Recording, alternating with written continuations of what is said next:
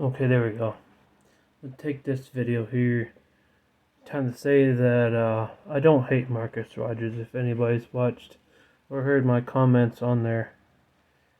Now, I have left him a lot of constructive criticisms. I've left him a lot of criticisms. I've been very criticizable on Christianity. I don't like the religion. I don't like a lot of people's decisions that follow that religion. I think it's a stupid religion. I think it's a waste of time. That's how I feel. That's how I believe. I don't like. Let's just put it like this. I don't like any one of the 9 factions of Christianity. Let's put it like that. I don't like not a one of them. I don't like a lot of things. And Christianity should have stayed in the Middle East and stayed at war with Islam. That's why I believe Christianity should have stayed out of Europe. Christianity should have stayed out of America. Really.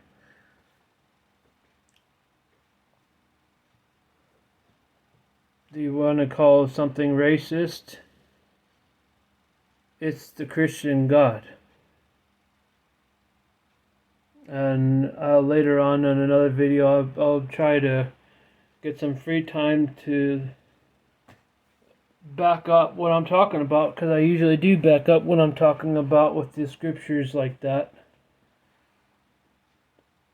Now, those Hebrew Israelites that dressed up there like Power Rangers, they've said it very clearly, and I know they lie a lot, but I mean, they're half scriptures, they're half truths most of the time anyways, but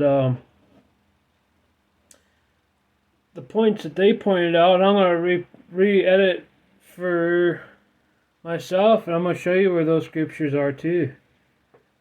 Because that's one thing that they did get right, was saying that the Hebrew God does not like white people. I mean, every time that he cursed somebody, was either turning them white as salt, or turning them into a pillar of salt, or turning them white as salt, or white as snow, because that was leprosy. Turning Lot's wife to salt, turning that one person outside of Moses' camp with that leprosy thing, and it's all throughout that Bible that he doesn't like the color white.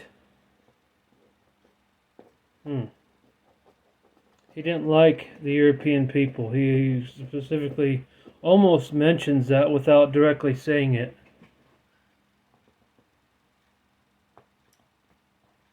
The other thing is, I was going to point out that there are 3 times during the New Testament between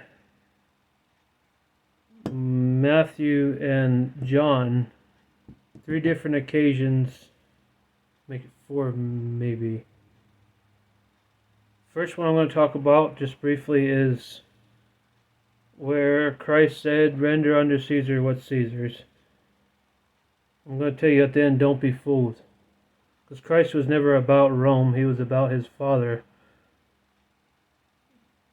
which I call the dragon, he's the real troublemaker. The second one was where he healed the Centurion's slave. The Centurion told him later on something along the lines of, "I tell my soldiers to go, and they go. I tell them to come, and they come here. All you have to do is speak that my servant be healed, and it's so." And that happened. Third one, where after Peter cut off the one Centurion's ear, Christ put it back on like nothing happened. Just, oh, here you go. Number 4 I believe it was when he stood before Pontius Pilate and said, you have nothing to fear. I am not here to make war on Rome. I think he said he's not here to make war on Rome. It's just that he's a king from a different kingdom.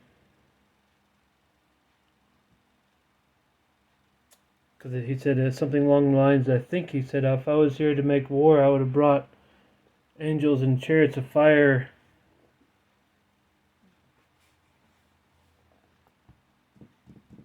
But here's the thing you're missing. The other one is where the White Sepulchre moment, I think most people know about it, is where he cursed his own people, the Hebrews, and told them that Jerusalem was going to be brought down, which in history is known as the Jewish Revolt, and Jerusalem was sacked by the Romans.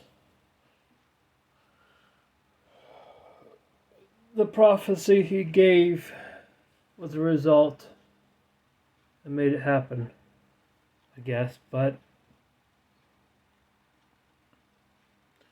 see, his daddy used that excuse to bring Rome trouble, turn us gods against each other, and make some sly, devious, maneuverous moves that brought a very large empire down. Because see, you take the history and the movement of who was the king in the Old Testament that made the Tower of Babel. Man united like that once before. Man united like that, made the Tower of Babel, declared war on God, declared war on heaven, and people got cursed again and were separated and had different languages. See, here's the deal with Rome. I'll bring Old Testament into a realistic new feature for you, because my brain works like that. I see it where nobody else does. Because I am the one that has the problem with Yahweh. I'm the one that hates him. I'm the one at war with Yahweh. I don't like the Hebrew God. And I'm going to tell you some things that is going to make sense. Because I can put hate enough aside to teach something that's very important. Man once gathered together as a whole and wanted to go to war with heaven. That got crushed. Man had Rome, which made an empire out of the majority of Europe, the northern tip of Africa, all the way from west to east, came up Israel and all the way in all of Turkey. A huge old empire. Tell you what, all of Greece, everybody knows. They can look it up in the maps. The height of the Roman Empire borders. Anyway, man was getting there again. Man was collectively getting together again for a second time. And that coward used his son not to cleanse man's sins, but as an excuse of a proclamation to rip apart man's unity again and bring something filthy upon man's head, so that man could not have a unified empire, a unified togetherness, a unified one whole again. Yahweh created racism. I get it that a lot of people think that these skinhead dudes, these guys, I mean, they profess themselves, they hate people of other colors and other race, and they say they got Jupiter's lightning. Tell you what, Jupiter also wanted a one world with one people, everybody unified. That's hard for them to accept. It's hard for everybody to accept treating everybody equally. And America is a proof of that. I mean, they're don't get me wrong. I mean, about everybody here in the United States. Like almost everybody here is like different colors, different skins, different backgrounds. I mean, there are some people, that individuals that got it through their head, and an American's an American. You know, it doesn't matter the skin color; you're treated equal. There's a lot of people still here in this country, I really suppose, that don't feel the same way. You're not equal because you're not me. Man, dude, wow. I drop a lot of heavy stuff on my videos, and what I'm trying to say just boggles some people's brains. But what I'm saying is true based upon the facts that I've found. It's not just some random weird ramblings anymore. I've done my facts, I've done my basis, and I've looked through it, and I've thought through it a good dozen times before I made this video. Now, I'm saying that Yahweh's a coward. I hate him. The second time he destroyed the human unity when the Roman Empire was at its height and at its peak. And this stupid man Constantine has to come along thinking that he's high and mighty and robs Rome of its riches and glory and goes over to Greece and sets up a capital there. Oh, man.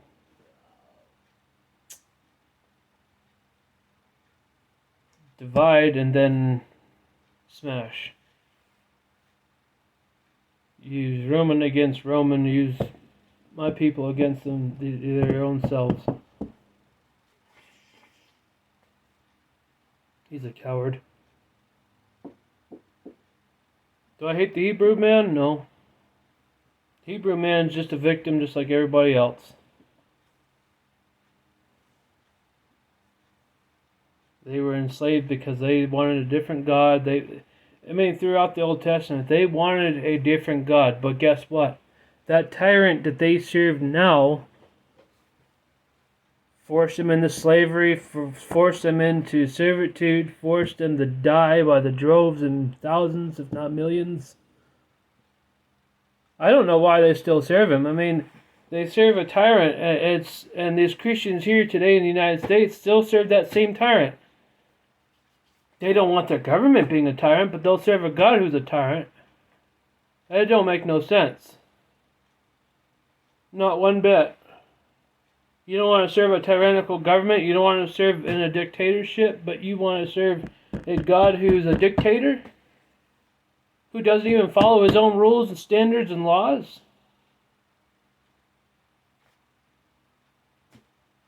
The standard of law was broken when he sent that lying spirit into the world on behalf, I forget what it was, but look it up. I mean, he sent a lying spirit out. Now by his own decree of the Ten Commandments, it says, thou shalt not bear a false witness. But what did he do? He condoned it. He allowed it. I mean, what happened with Job? I mean, he backstabbed and betrayed Job. Straight up. He made a deal with... It says he clearly made a deal with Lucifer against Job. Now, if you look at it from a military standpoint, excuse the civilian military translation, but look at it just for a second. I want to take you in there just for a second. A general goes behind enemy lines, tiptoes. I mean, take it like the American Civil War, the North and South. These people made a truce for a minute and talked. Sat down, traded coffee for tobacco and other things like that. That's historical. There are times where that happened. They traded goods and supplies. Well, in different uniforms. But what I'm talking about is pure treason. He goes to the Lucifer and tells him that he's going to make a deal with him over Job's life. And, I mean, you can't do right even without getting punished.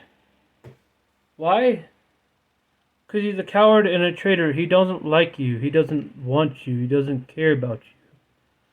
John 3:16 is a lie. If he actually loved Job, he wouldn't have made that bet on Job's life with Lucifer and let Lucifer do what he did. He really wouldn't have. Just like the Garden of Eden. I mean, come on. He lets that serpent in there. You're going to tell me that you say your God is an all-knowing God and all-seeing God. This is not even a mockery. This is a serious question. Like, you say that. You say you can prove it. But how can he say that he loves man if he pretty much set up an entrapment? He set them up to fail knowing that they would fail. But you don't want to talk about that. That's blasphemy. You can't say that. We don't want to hear it. Too bad. Because that's called entrapment. That's called treason. That's called he don't care. And he is the real dragon, not the Antichrist. The Antichrist is not a dragon. The Antichrist wants to bring man back together. The Antichrist wants to make things right again for man. The Antichrist is a human who's given a divine power, or comes with a divine power and knowledge. Say, look, tired of the forces of hell, tired of the forces of heaven, being a tyrant upon man and telling man what to do and possessing man one way or the other in their own struggle and their own endeavors. How about man figure it out for himself and be left alone by you tyrants? Everybody wants okay, man is, metaphorically, man is a bag of chips and everybody wants to get their hand in the bag of chips. How about that? Both heaven and hell wanted to get their hands in the bag of chips. Simple as that. And some men are just tired of dealing with this nonsense. It's seems like it's out of control. You're punished one way, you're punished this way, you're punished that way. No, tired of this. Time to bring man up. Man should have the glory. Man should have the power. Man should have what he needs and wants. Instead of being cursed by these divine powers to have less life, less liberty, less control of himself, less happiness. To have things come out of the ground and eat us and sting us and beat us and whatever and drag us off wherever.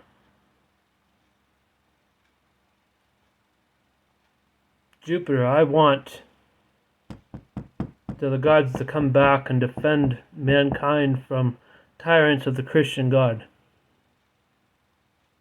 Flood the world, kill people, burn the world. Oh, I love you, but I'm going to burn you. And you're not going to die. I'm going to put you on hell on earth before I send you to hell. Really? You want to serve that kind of God? You need to get off this world because you are really retarded. I don't care how mean that sounds. If you want to live like your IQ is under 50, then you need to go. Like, go somewhere else. You need to be put on an island somewhere and then live like Gilligan or something. I don't care. But man, I'll tell you what, these people like Marcus Rogers who cry about Christianity not getting far enough. Christianity is not for everybody. Christianity actually should be for nobody.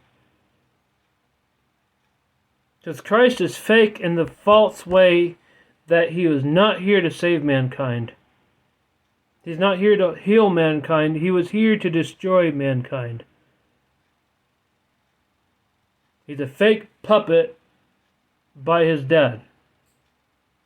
Christ is nothing but a puppet that his dad used as an excuse to curse the Jews and to have a reason to wreck Rome. That's all it was. That's all he was. He's talking about a sin. Sin. Scary thing. Oh. No. Live by a moral code and do what's right. Romans had their own laws. They weren't barbarians. Christians are something else. You guys need to quit being such brain dead like you are. You seriously need to stop being so mind controlled and have the blinders. Get the blinders of the church off you, for one, and stop thinking how they tell you to think. Quit being a sheep lined up behind the other sheep going to the slaughter. Quit following the herd. Get out of the herd mentality. Start thinking outside the box. Start using your own brain and look at things with your own two eyes. It would help out a lot. Have a good one.